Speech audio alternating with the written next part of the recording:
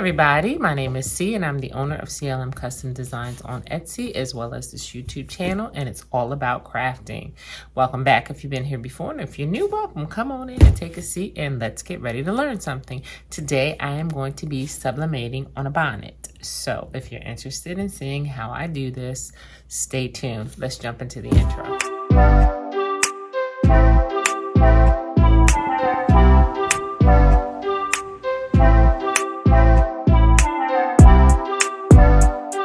What you're going to need is a bonnet. I just get a satin bonnet from Walmart. You are going to need to have a design. I am going to print my design out from Silhouette Studios.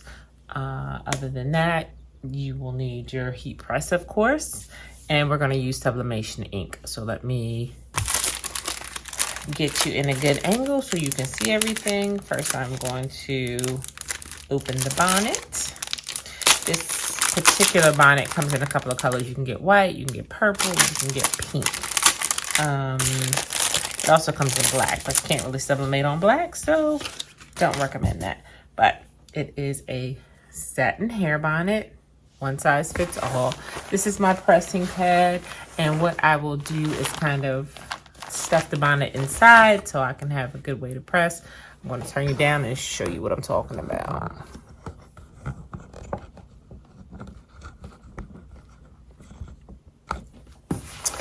So again, here's my pressing pad. Basically going to stuff that all. I need a piece of paper first so I don't get any blowout. So let me get a piece. Got my butcher paper. Butcher paper is just going to cover my pressing mat, because remember, whenever you sublimate, you will get ink release that will come through. So you want to make sure you have something to catch that so it doesn't get on your pressing pad, because then everything you press after that will have that design on it. Okay, so now basically I am literally going to stuff the bonnet or stuff the pressing pad in the bonnet. It's a little tricky and it takes some work, but you will get it one side at a time.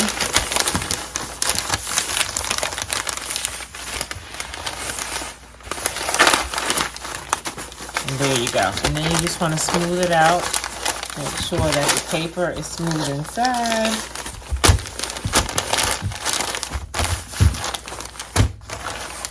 Kind of make sure you have it centered so that your design is going to be centered on the bonnet. And the bonnet has a seam in it, which is right here. That is always going to be the back of the bonnet, at least in my estimation. So I want to make sure that my design is kind of facing forward. Probably doesn't really matter, but that's just my opinion. So, okay. So the bonnet is in here, or the pressing pad is in here. That's all ready. Now what we have to do is get our design together. Let's see if I can give you a different angle so you can see my screen. Okay.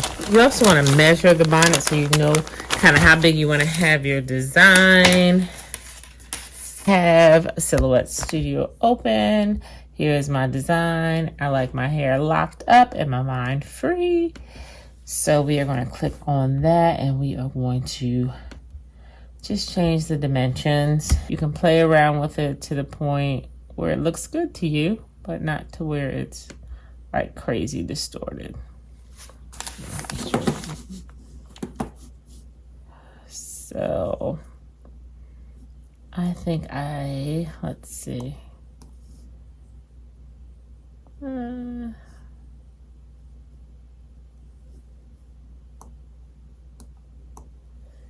I like this 7.5 by 7.2. I think that looks pretty good for me. So 7.5.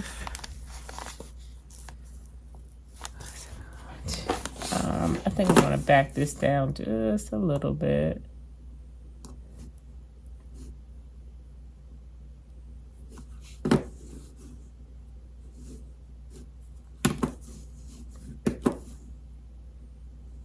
Okay, yep, that looks good. And remember, if you have any other designs, I would go ahead and put them all on the screen, on the sheet of paper at one time, so that you can maximize your sublimation paper. But this is the only thing I have really at the moment, so I'm going to go ahead and hit print because I'm ready to go. Let me select my printer first. I'm like, why is it not giving me the sizes I'm looking for?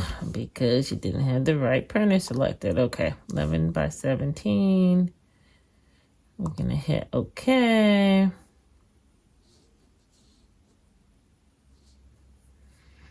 Boy, it is moving slow. I think it's because it's doing an update.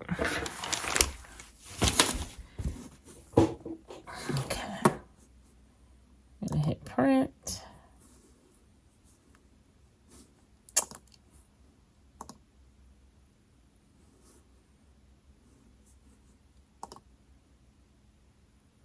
And remember, when you're sublimating, everything has to be done in reverse.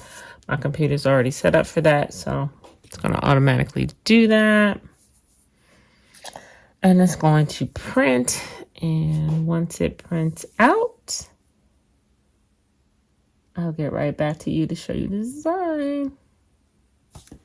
It's printing over there. I have a kind of a new setup. I know I talk to you guys all the time. Every time I talk to you guys, I have a new setup. You're probably like, this girl doesn't know what she wants done in her craft room. But the thing about crafting, it's like, it's an ever evolving space because you get new equipment and you got to find room for it. And then you just realize things are not functional. So you got to shake it up a bit. So yeah. That is kind of what I have been doing to just make my craft space more efficient for me. So what I did was I created a workstation instead of having tables like I had before. I created a workstation, so it's a higher tabletops. The base is bookshelves. So I have some storage underneath there. And I should have did a video to show you how I made it, but I wasn't quite sure how I was going to put it together, so I didn't. But anyway, and then I got new lights. Hopefully this video is brighter than it has been in the past. So I'm super excited about my lights. And so, yeah. I think it is finally where it needs to be. Oh, okay, the printer stopped. Let me go get my print.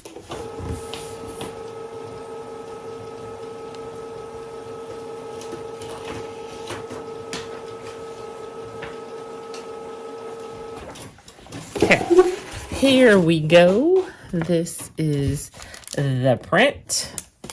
I'm going to cut it out.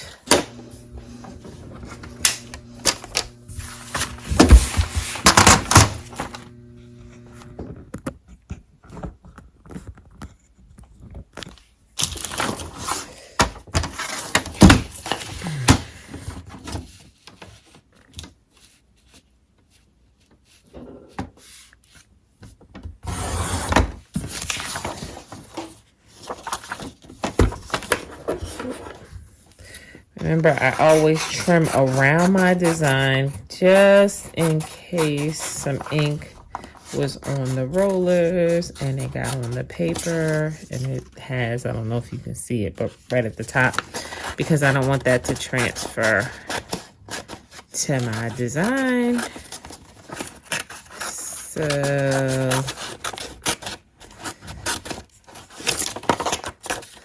we're going to just trim this out.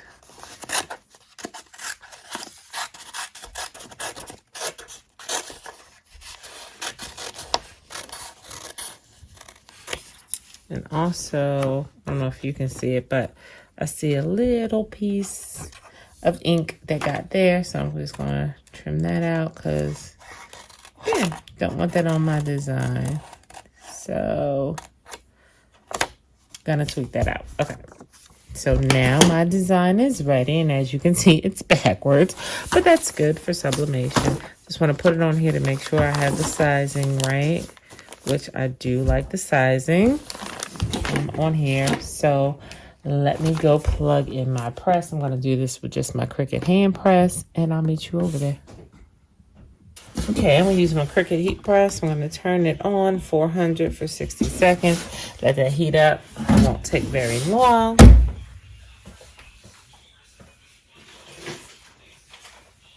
I'm going to bring over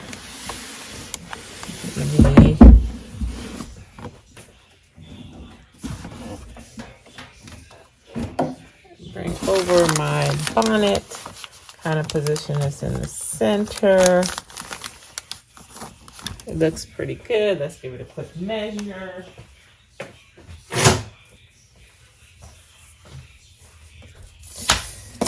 Just to make sure it's kind of centered.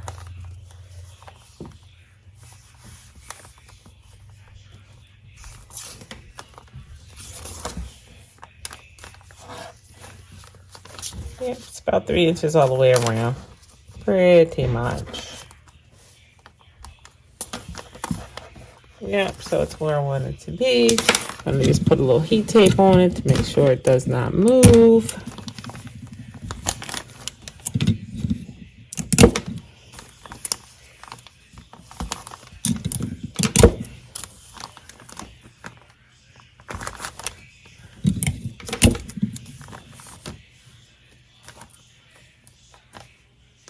As soon as we hear that beep, that will mean that the press is ready and we can go ahead and get started. For small projects like this, I don't fire up my big heat press. I only do that when I have like a bunch of things to do because of course it takes more power. So I just use my small presses, my Cricut presses to do these little one-off items. I'm going to cover it. And we are going to put firm pressure down on it for 60 seconds at 400 degrees. And when it beeps, it will be ready, or finished, I should say. Not all Cricut presses go to 400. Some go to just 350 or 360. The smaller ones, I'm not sure how high they go because they don't have a degree. They just kind of have lines. So make sure that if you're using one for sublimation, use one that is going to the 400 degrees. I also like to use one that will cover my entire design. Because with sublimation, you don't want to have to move it around. So make sure you choose one that has the right temperature and the right size to fit your design. And it is done.